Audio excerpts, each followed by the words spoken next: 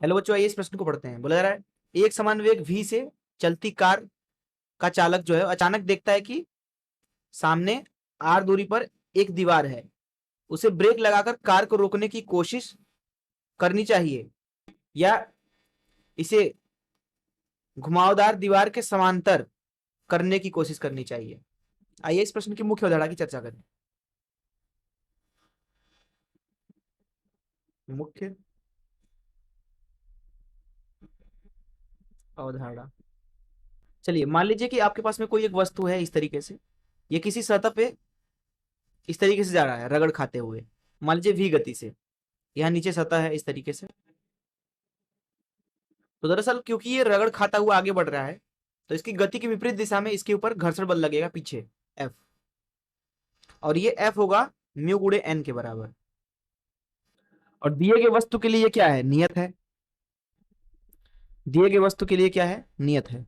ये दरअसल है घर्षण का अधिकतम मान। यह है गतिक घर्षण। इसको यहां लिख देते हैं गतिक घर्षण। गतिक घर्षण अर्थात दिया गया वस्तु अगर सतह पे गति करे, उसकी गति कुछ भी हो सकती है, तो घर्षण बल तो इतना ही लगेगा, वो गति पे निर्भर नहीं करेगा। नियत है वो दिए वस्तु के लिए। ये तो अब देखिए, ये पहली चीज समझ लीजिए। दूसरी चीज यहाँ पे ये समझिए, मान लीजिए कि एक वस्तु जो है इस तरीके से एक वृत्ति गति कर रहा है। किसी क्षण पर वो वस्तु मान लीजिए यहाँ पे है, v गति से मान लीजिए जा रहा है, तो ये है वृत्त जिसमें ये गति कर रहा है। केंद्र यहाँ पे है, वृत्त की जो त्रिज्या है वो r मान लीजिए। तो इस वस्तु को इस वृत्त में घुमाने के लिए आपको इसके ऊपर केंद्र की तरफ बल लगाना पड़ेगा, उसको F बोल देते हैं। तो ये जो भी बल लग रहा है, ये जिसकी मदद से ये वस्तु वृत्ति गति कर रहा है, उसका मान होना चाहिए mv का वर्ग भागे r, जहां m है वस्तु का द्रव्यमान। अगर इतना बल लगेगा केंद्र की तरफ, तब वो वृत्ति गति करेगा। अब ये जो बल है F, ये दरअसल गुरुत्वाकर्षण बल से मिल सकता है। उदाहरण के लिए पृथ्वी घूम रही है सूर्य के चारों तरफ, वृत्ति लगभग लगभग वृत्तीय कक्ष में, सूर्य के गुरुत्वाकर्षण बल की वजह से।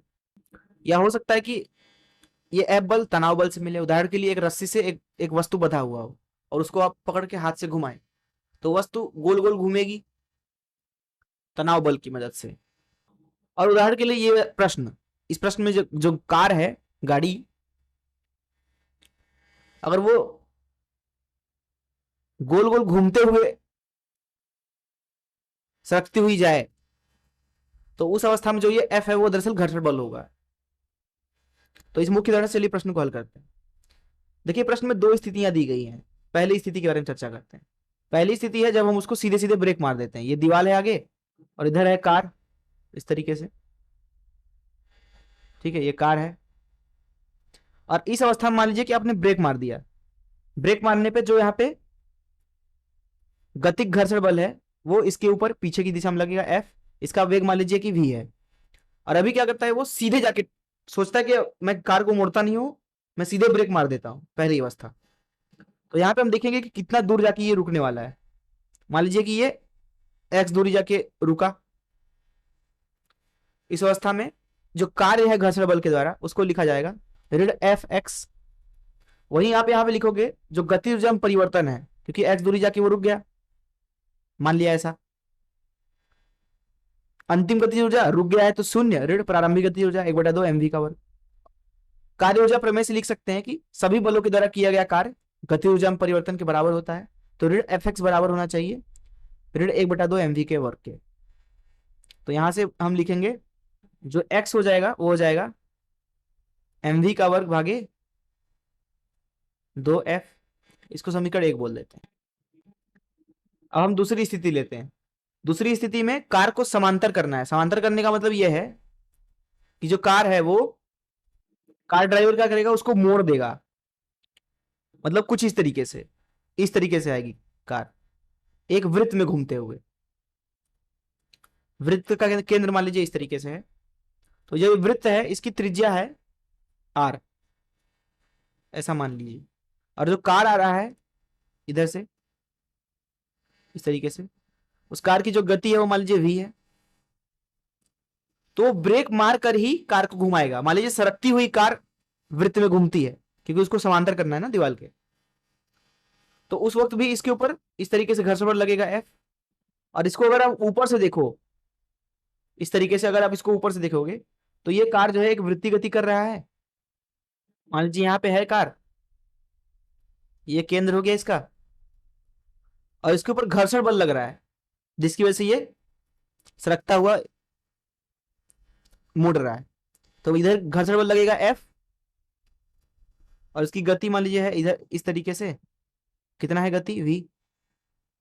तो बताइए इस R त्रिज्या में घूमने के लिए कितना उसको केंद्रीय बल चाहिए? अभी केंद्रीय बल mv का वर्ग भागे R, इसको ये किससे मिल रहा है? F से। देखिए मैंने जैसा कि पहले भी बताया कि जो घर्षण बल है, गतिक घर्षण बल, वो निर्भर नहीं करता कि गति कितना है। हमने इस क्षण का विवेचना किया, उससे हमें ये सूत्र मिला। तो यहां से हम बोल सकते हैं कि जो R होगा वो कितना होगा? R बराबर mv का वर्ग भागे F के। अगर यहाँ पे आप देखो इधर, तो x का मान था mv का वर्ग भागे 2F, R का मान है mv का वर्ग भागे F। तो R क्या है? R बराबर 2x। अर्थात अगर आप कार को मोड़ के सोचोगे कि बचा लूं, उस अवस्था में कार ज्यादा आगे चला जाएगा, ज्यादा आगे जाएगा। वहीं अगर कार को आप सीधे ब्रेक मार देते हो तो वो कम दूरी पे ही जाके रुक जाएगा। इसलिए ज्यादा सही है कि आप कार को सीधे सीधे ब्रेक मार दो, मोड़ो ओड़ो मत। मोड़ने के चक्कर में कार ज्यादा आगे चली जाएगी और आप टकरा सकते हो दीवार से। इसलिए सीधे ब्रेक मारना ज्यादा सुरक्षित है। मैं आशा करता हूं कि आपको इस प्रश्न का हल जरूर समझ में आया होगा। धन्यवाद।